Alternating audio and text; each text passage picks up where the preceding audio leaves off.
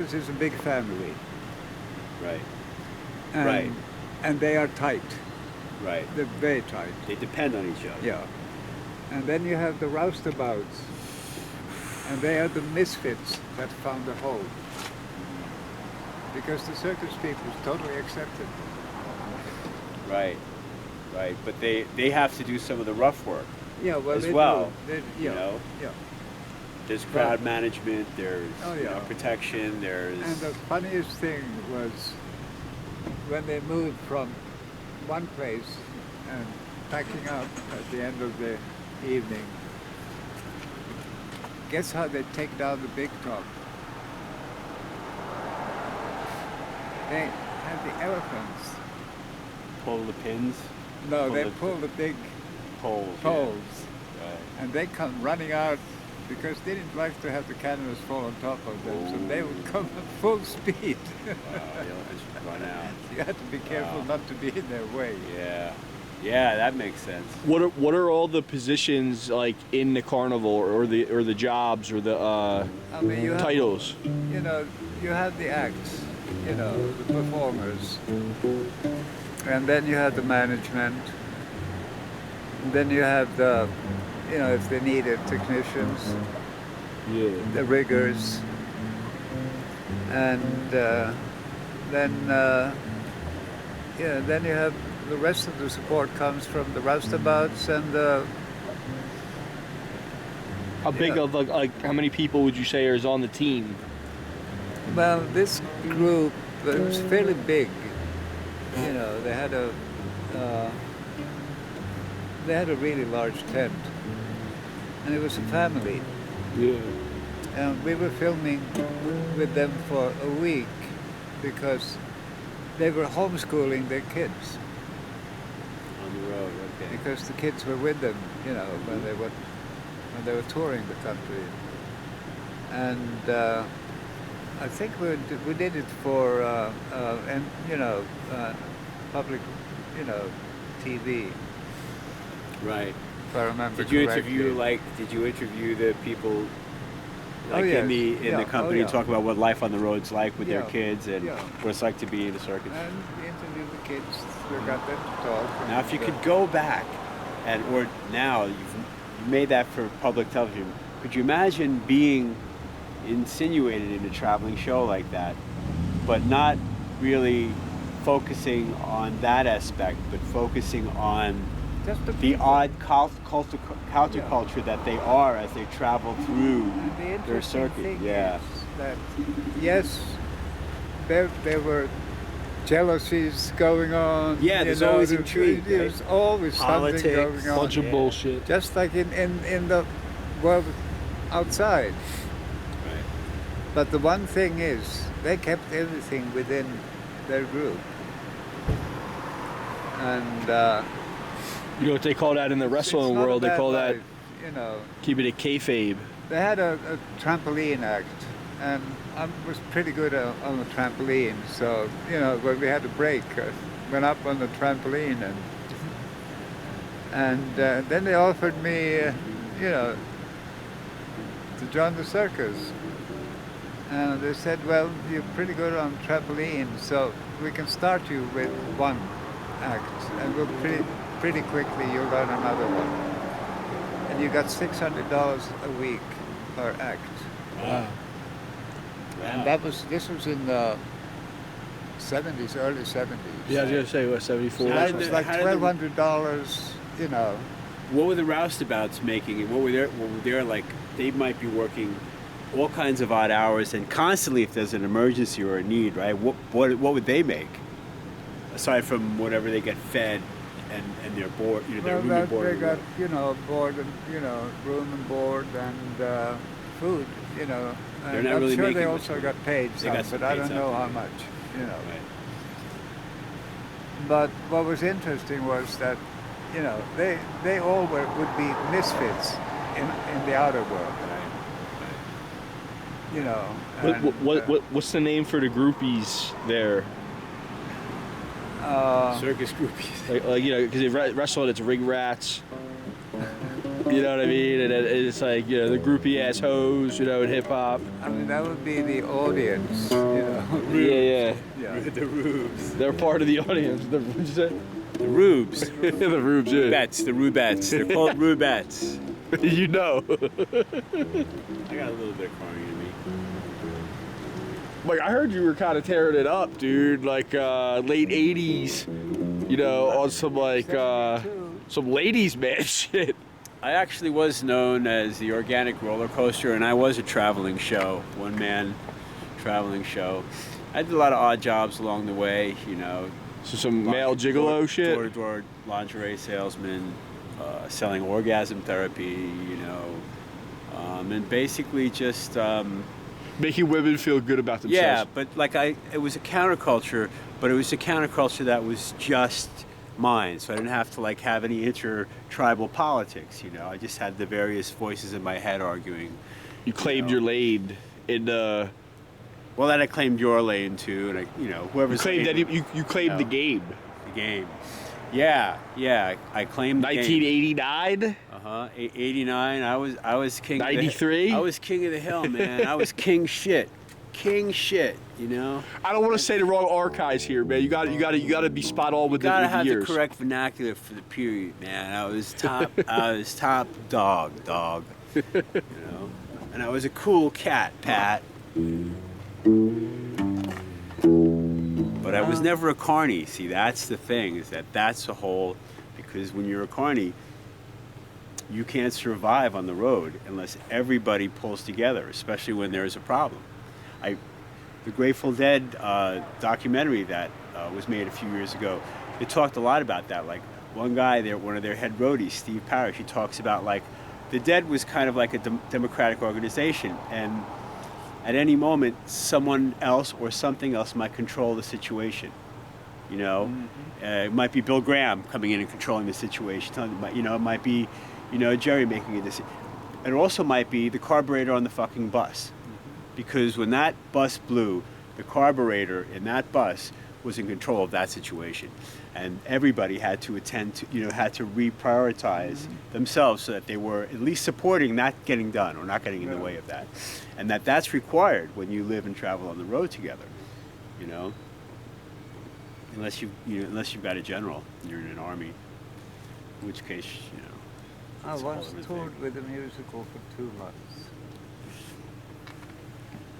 That was a lot of fun. What were you doing? I was acting. Acting. Yeah.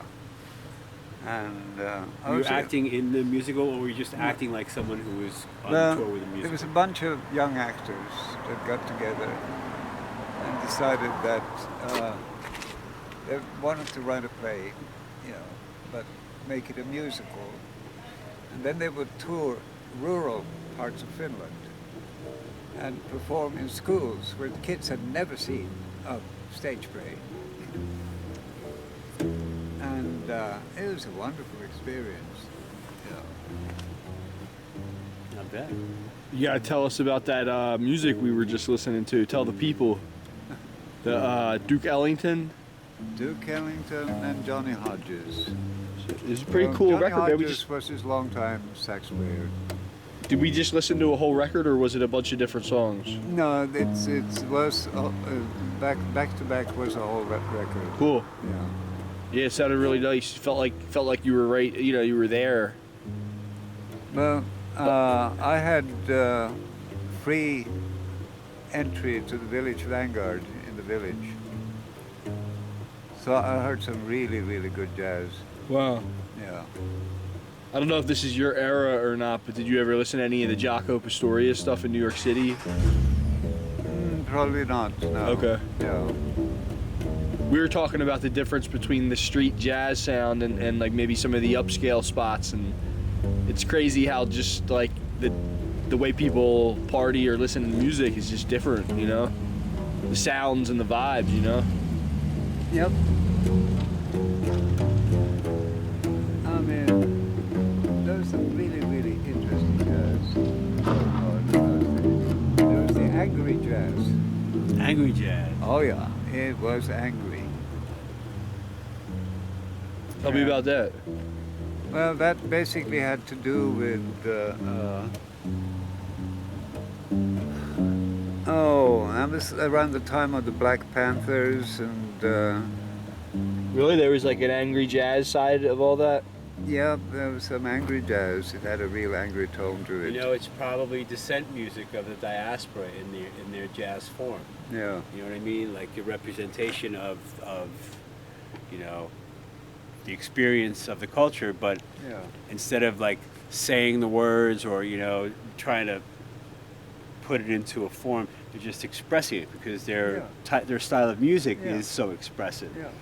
Well, like, I that's see- I- probably positive for the community because in a way they're telling their stories Yes, publicly absolutely. to others, and Yeah. if the other parts of the culture are listening to it, you know, it's at least some representation of the art that they're making from being an oppressed group.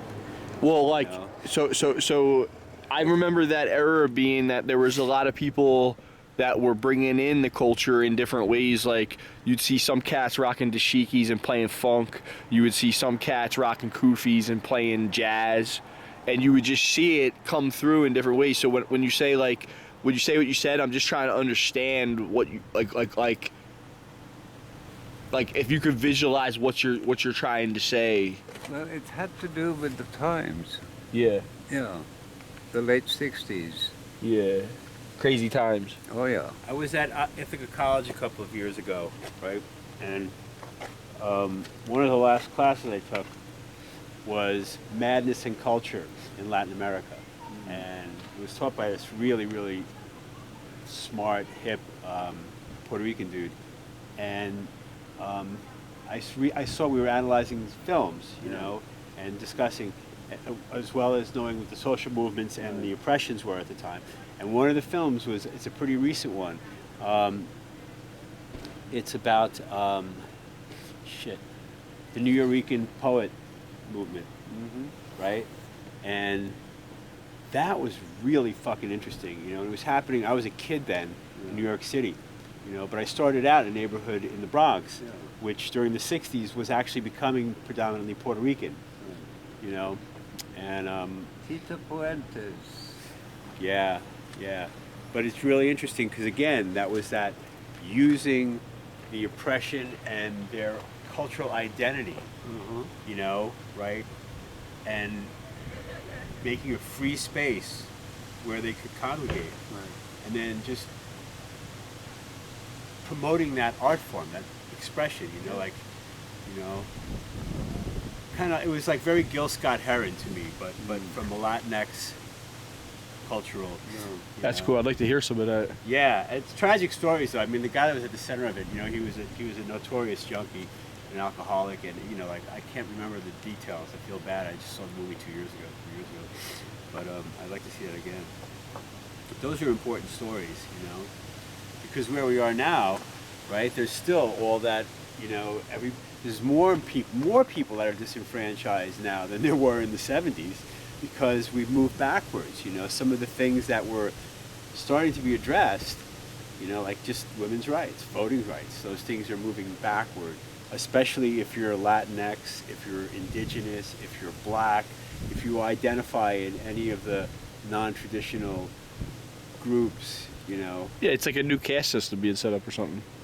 You know, it's like everybody's being profiled on a different level. Maybe a new cast, but it's the same old fucking story. Yeah. I'll tell you, in the past 3,000 years, mankind has not evolved very much at all. Right, devolve constantly and shit. No, they keep repeating the same mistakes over Right. and over and over again, and they don't learn from them. Right. And that's And why. that's a good social comment. But more and more, like as I've gone further into like studying dissent and social movements, I realized that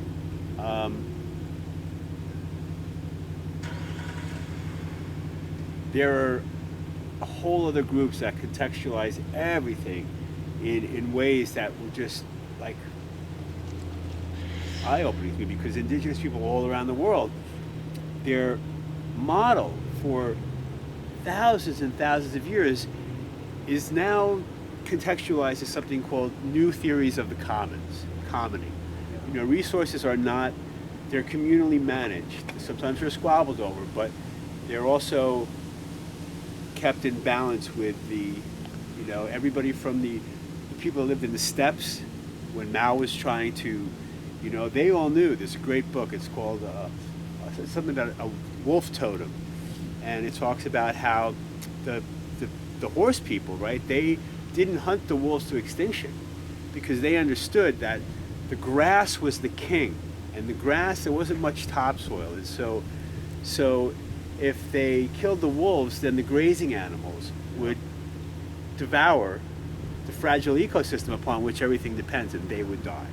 You know, so they understood that. In our culture, that basic wisdom is missing. We think because people in New York or London or you know wherever, they think that appropriating all those resources because it does good over here is somehow justifiable, without taking into account what the cost is. The main You know, like- problem is Yeah, they think they know it all or something. They think people they're. that really doesn't know shit Right. end up in charge, Yeah. and then they Yeah. screw everything up. Yeah. And Right. And the thing with Mao's people is that they wouldn't listen. You know, they ended up getting, you know, and that was like great famine came from. You know, like all this planning went into this, and exactly what the I don't know if they're Mongolian people on the steppes. They Yeah. herded like Yeah. some kind of cattle, and they had a horse culture, and they Yeah. didn't use rifles specifically. You know, they had like certain things, and it was fragile, but everything kind of worked. And that kind of management is the predominant model that humans tend to It's called fall to. harmonious balance. Right, right. And it's our cultural thing where, you know, we're gonna get, I don't know, like our oil is under their land because we say we own it or something. Whatever the fuck, you know, some political or economic construct is created to justify people raping the commons. And indigenous people in this country, you know, we try to make it sound as though they don't really exist anymore. You know, or they, you know, and we Oh, we that give happened them, in the we give past. them cards that they have to carry that say how much blood they have, like a fucking pedigree for a dog or a horse you're going to buy, you know, and they're still just defending their water that they have a legal right to under the treaties that Yeah, they've signed. yeah. And there's no higher law in the United States, as far as I understand it, than a treaty ratified by Congress. It's the highest point of law, you know. And so the only narrative that works is to say, well, they don't really exist anymore. They've been assimilated to this or that. They're not, you know, like, and they've managed to stay like the Haudestonis, the 5-6 Nation, like the Iroquois peoples. You know, they still live in Canada and the U.S. and they, you know, they treat themselves as an independent nation, maybe surrounded by another nation, and they will do business with the government and take what they offer when they have to, but Yeah, there's but they too- haven't there's been too much- assimilated, there's too right? much corruption among them. Right. But they're still standing up for the same thing, that And the you know, the land. Indian Bureau is very corrupt. It was interesting that the AIM movement and so many, the Nuyorican, the AIM movement, the black, you know, civil rights movement, the anti-war corrupt. movement, the environmental movement, they all converged, and the themes, I think that Dr. King towards the end, like his brilliance was transitioning into the poor people's movement, because the poor people's movement was something that could be assemblies of other, could But support, his it was an message- intersection for his assemblies of movements, you His know. message was universal. Right. That's why he was dangerous. That's why Yes. Gandhi was dangerous. Yes. You know. And that's why Kennedy was Yeah. dangerous. Right. Right. And he wasn't even asking for much. You see, Kennedy, like Roosevelt, knew. He went to, when he was a congressman, he went to Central and Right. South America. Yeah. You know, where we were already doing a lot of fucking harm. Mhm. Okay. You know, so we could have fucking 5-cent bananas, and someone could make, you know, whatever. You know, someone could. But he came back. His fact finding was that, you know, no, the Peace Corps, we should actually And basically what he's saying is that, listen, you guys can still, exploit these people to some degree, but you can't take 99% of the profits and destroy them. Be happy with fucking 30%. You're still making a killing off these people, and give them schools, give them bridges, give them democracy, because then we'll have good neighbors. In 1964, I had a really good friend who was with the World Bank. Oh, fuck. Now listen, let me finish the story. He would go down to South America with vouchers worth hundreds of millions of dollars, but could not find a single place to put it that wasn't corrupt. So all that aid that's gone to South America from the United States, the people don't see any of it. Right. The Chinese are doing the same now. Wherever they go, Well, they basically now, right now, they're buying up mineral rights. But when they bring in their own laborers, Are you not sharing? they bring in their, what's that? you know, Oh, it's tobacco and man. It's tobacco and weed together. and I want it, dude. and the people that live in the region where they do their mining don't see anything. They don't get anything of that. Right. It's really tragic. And I knew because So what did this person do for the World Bank? he quit because he could not deal with that. It was so wrong. Yeah, and it's Yeah. interesting. The Bretton Woods Three, the International Monetary Fund, the World Bank, and the World Trade Organization, they came originally out of a United Nations Now the United thing. Nations But is they totally what they corrupt. became is they're actually a world government structure that was controlled for a long time. The United States had put the most money in and had the most control, Right. and it was used as a colonial scheme. Shelby. To keep the countries poor, right, and get control of their resources without Anyway. having to be considered My colonial friend and I, power. We had